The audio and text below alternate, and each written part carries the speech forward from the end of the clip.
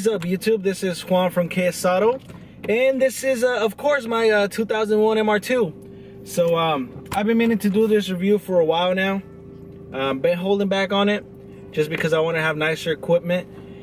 And either way, I think it's gonna be kind of hard to do this review today, just because the noise inside the cabin, and I know that everything on this car rattles and makes noise, and it's obviously a convertible, so you get a lot of wind noise. So I know to speak up a little louder today. But, well, let's go on with the review. Again, this is my 2001 MR2. This one has 120,000 miles, so it's got some miles, but she gets up and goes, man. Let's go ahead and do that. So, let's get started.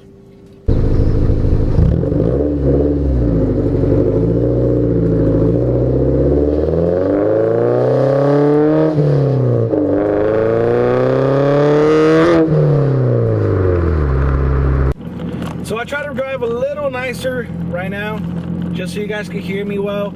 And I can tell already that the camera's shaking a lot. The suspension in these cars are just super stiff. So it makes sense. I don't have a stabilizer for the camera. It's just, you know, mounted on a steel unit on the windshield. So I know that doesn't help. Nonetheless, let's get started. Now, I always like to start my reviews with a little background on the car. So I actually didn't know about this car until recently.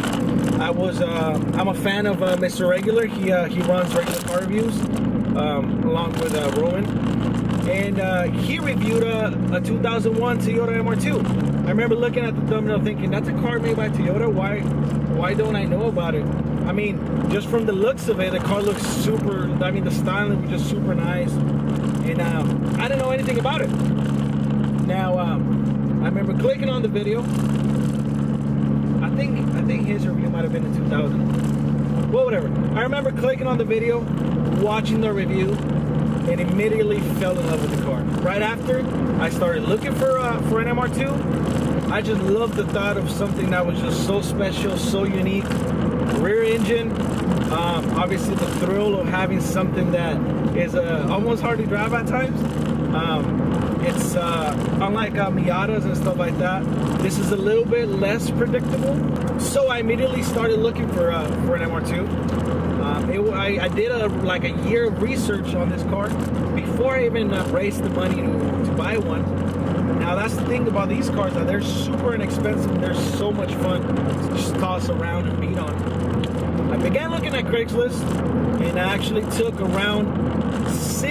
it took me around 6 tries to actually buy this car. So I was doing, maybe if I do that. So I was doing 3-hour drives, front and back, from where I live to like LA, to Fresno, to Modesto, to Merced. I actually got this car in the Modesto area. And they were either all really rough, paint was just super oxidated, which makes sense for a car that's, you know, 15 years, 16 years old. These cars are known for something that is called pre-cat failure. So the pre-catalyst, the header, actually disintegrates, goes back into your engine, fucks shit up, your car doesn't work. So a lot of the cars that I was looking into were broken. It wasn't until I waited another year until I had more money, so I could pay a little bit more and not have to worry about things like that. So as far as specs, the engine on this car is a 1Z ZFE, so it shares an engine with the Toyota Celica, the GT obviously. It shares an engine with a Corolla. It's a 1.8 dual overhead cam. It makes around 138 horsepower, around 125 pound-feet of torque. Now this engine does have VVTi, which is a lot like, you know, Honda's VTEC, except on this car the Toyota's VVTi is just super linear compared to Honda's VTEC.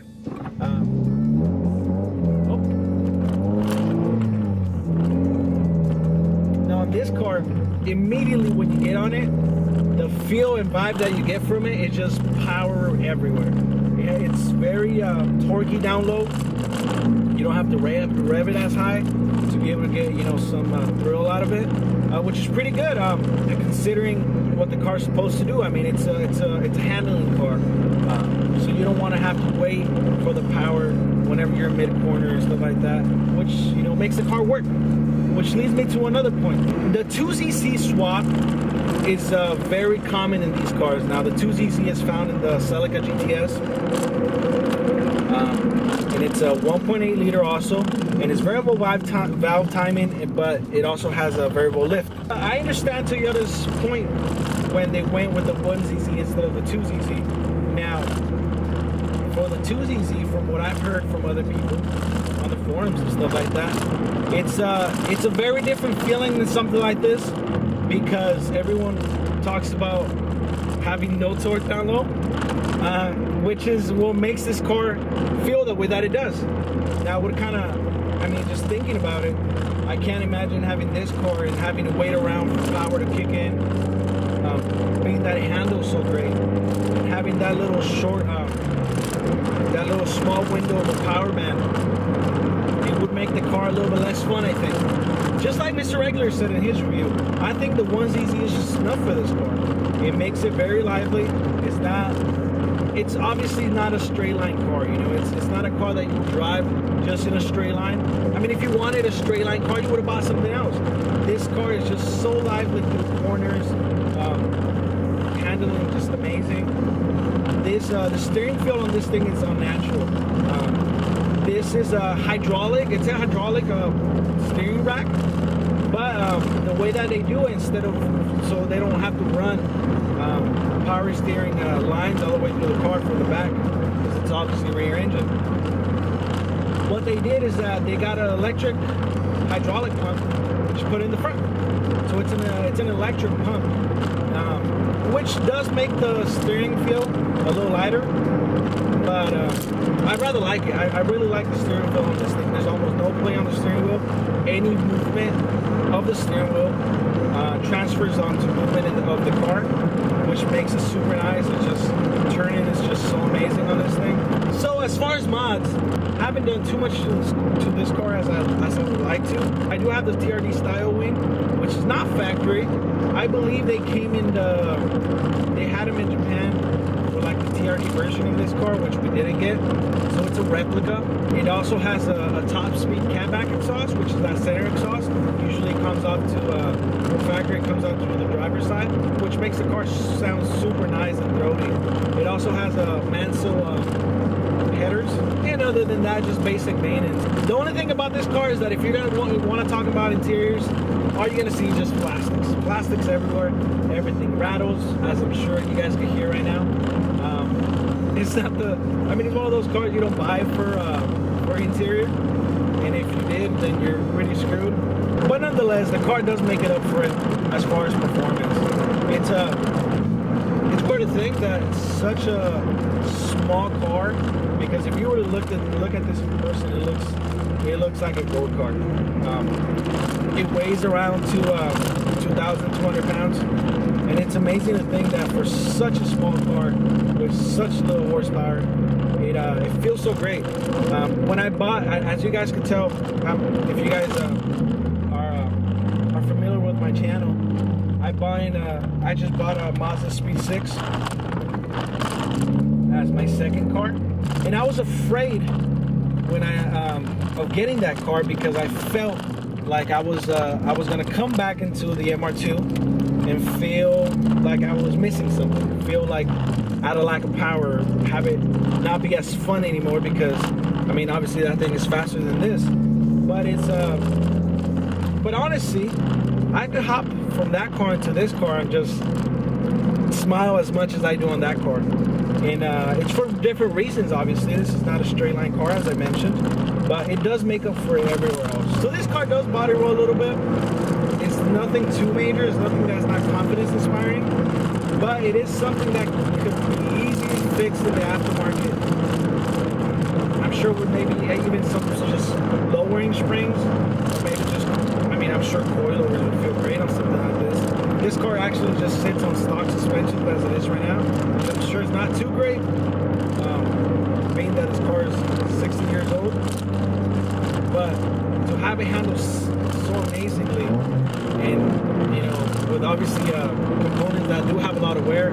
It's pretty incredible. The flywheel that comes stock for this car is so light compared to what I've had before that rev matching is super easy on this thing. It's such a breeze. Try to kind of speed through these corners. Oh shit.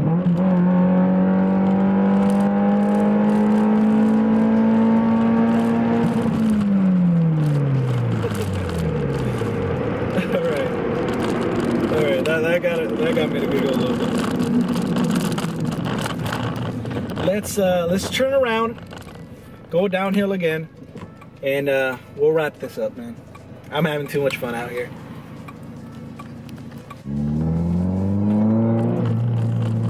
Try to pour a little more on my exhaust.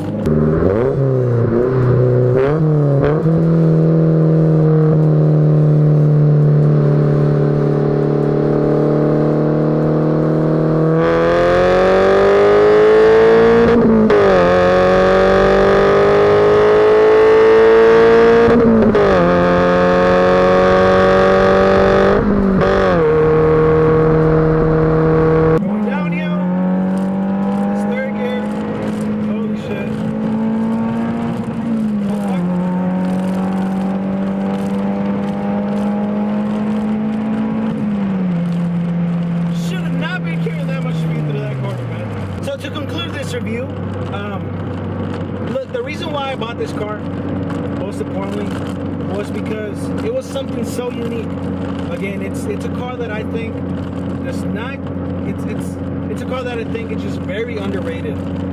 I'm not sure why it didn't catch on at the time, but it's a very good alternative to something like a Miata.